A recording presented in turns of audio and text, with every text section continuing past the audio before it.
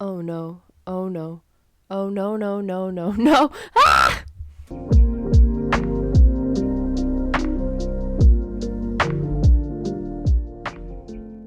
Hello, YouTube. How are you guys?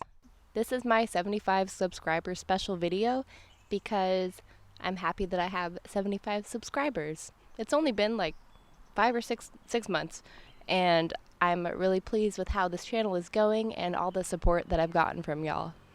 So, I'm going to take you all on a garden tour on my property. I have a little quarter-acre in the suburbs here in Washington State, and I want to show you what my kind of lazy permaculture style gardening has gotten me, and kind of my successes and failures, things that I'm growing, less vegetables, more like berries and herbs, and my chickens, of course. I'll make a lot of awkward jokes. It'll be great.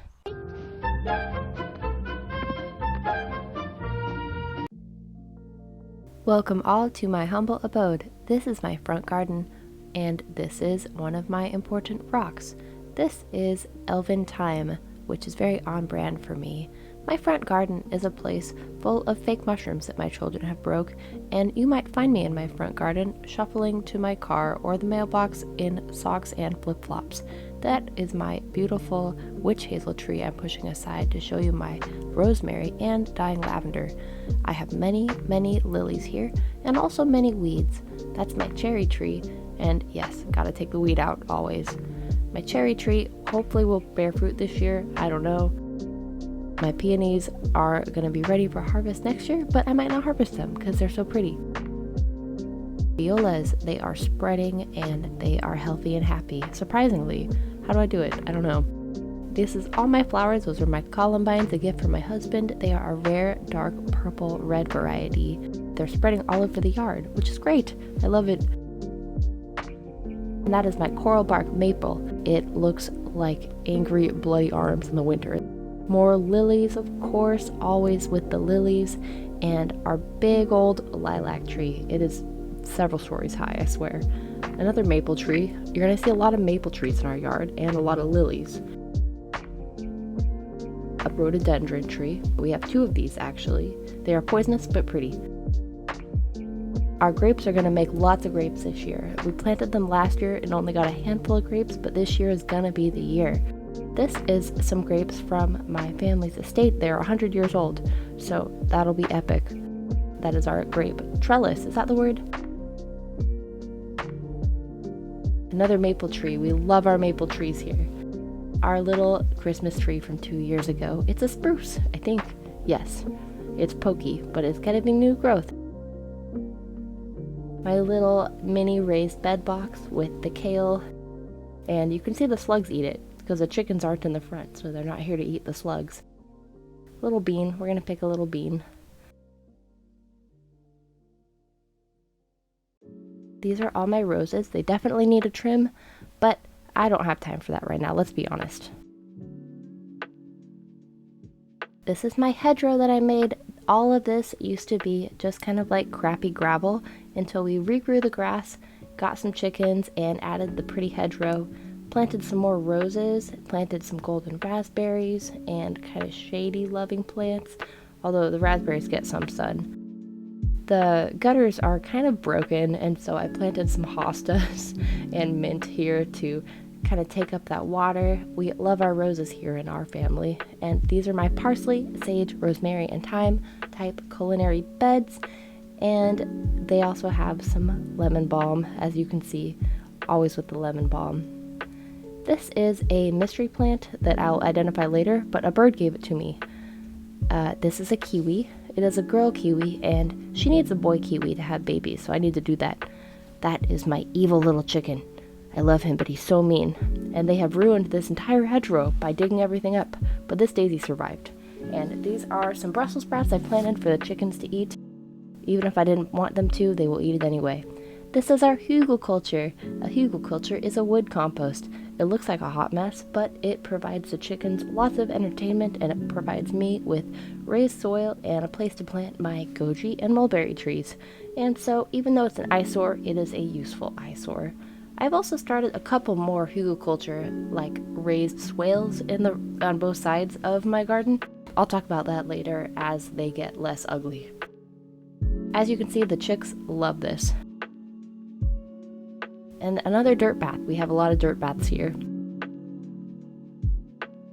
My mulberry tree. I think the sprinkler got my camera lens, so it's all pretty. This is Barry. He hates me. He just wants to attack me all the time. This is a thimbleberry tree that a bird ate a thimbleberry and pooped it out in my yard, and now I have a thimbleberry tree because that's how nature works. That is my Italian plum. It'll probably bear fruit in a year or two. I don't know. Those are little baby chicks resting under the feverfew patch, which is also under the crabapple tree. They've got a nice little place and it protects them from falcons. This is all my raised beds. They're not very raised, as you can see. They are a lot to handle. I don't do much. I'm kind of a lazy gardener, so they all kind of maintain themselves. That's a fig tree. It starts to make baby fruit, and then I think the chickens eat them.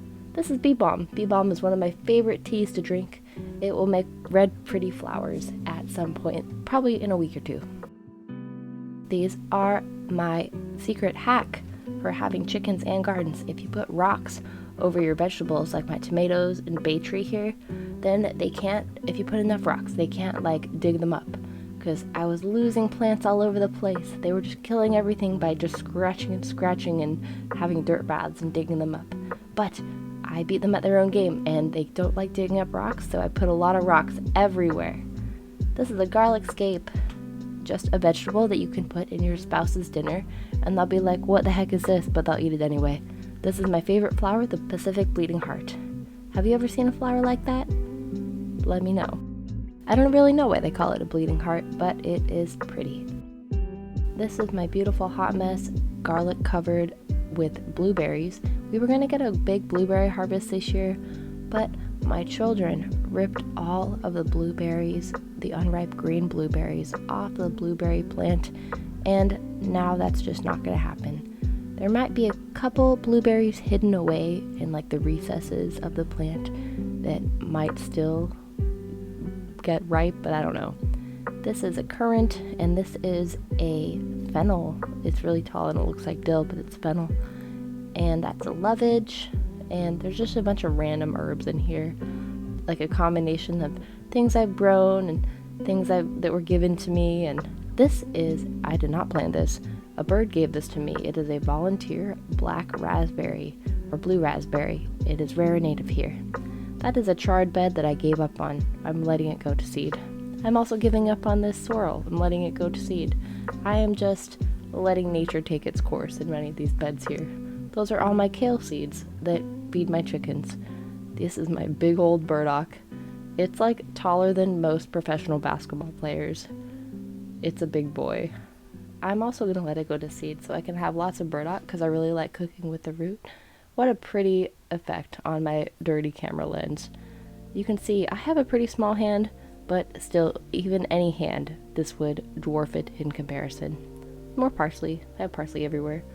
This is just a big old mess of viburnum and strawberries and other wonderful, random, useful plants to have around. This is my raspberry patch. I used to have one raspberry patch, but then it took over and now I have two, but I'm not complaining. I get like pounds and pounds and pounds of fruit off of this every year. And a wee little artichoke. Hi, artichoke. This is my daughter's trike, and if I hold it, then Barry the rooster can't like scratch my ankles and be mean to me. This is our little larch tree. Larch is cool because it loses its needles in the winter. This is our gorgeous, beautiful chicken run. It doesn't stink like other chicken runs I've seen. We keep it pretty clean. I don't know, my husband has like developed a system. We have this big wooden box that we fill with pine shavings, and I change it out like every month or so. Those are some black feathers and some turds and some eggs. We're gonna get those eggs later because I can't multitask. This is my baby birch tree. I did a video about it when it wasn't even leafed out yet, and look at how big and happy it's gotten. It has grown a lot. It likes this spot, I guess. This is a currant. It is currently in fruit. Currently in currants. This is a gooseberry, as in She smelled like lilac and gooseberry. But it's not happy yet. I might have to fertilize it. This is also not happy yet, but he's doing okay. It's a redwood.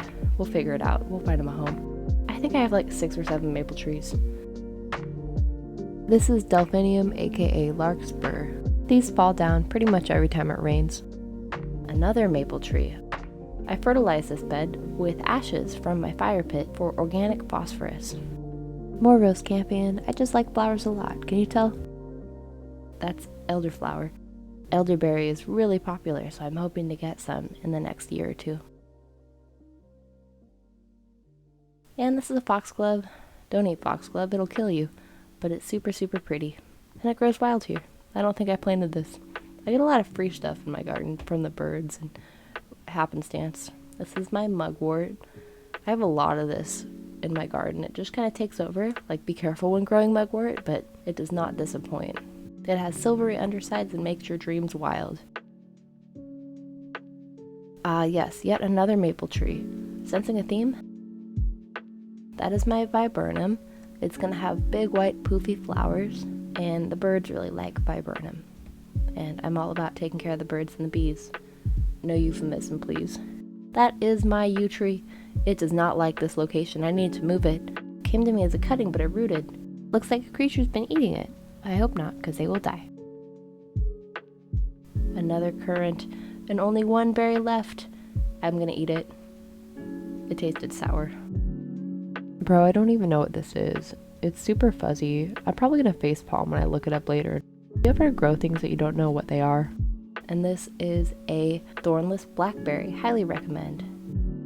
That's an Indian plum. I also did not plant that. Just a little wild tree. And more lemon balm. And an umbrella, because that just makes sense. Now we're on my deck, and this is our little plum tree. Because we have no more space in our yard for any trees to plant, which makes me sad because we're just on a 1/4 acre, but I am grateful for what we have. And of course, there's a pretend egg in Bruce the Spruce. That's his name, Bruce the Spruce.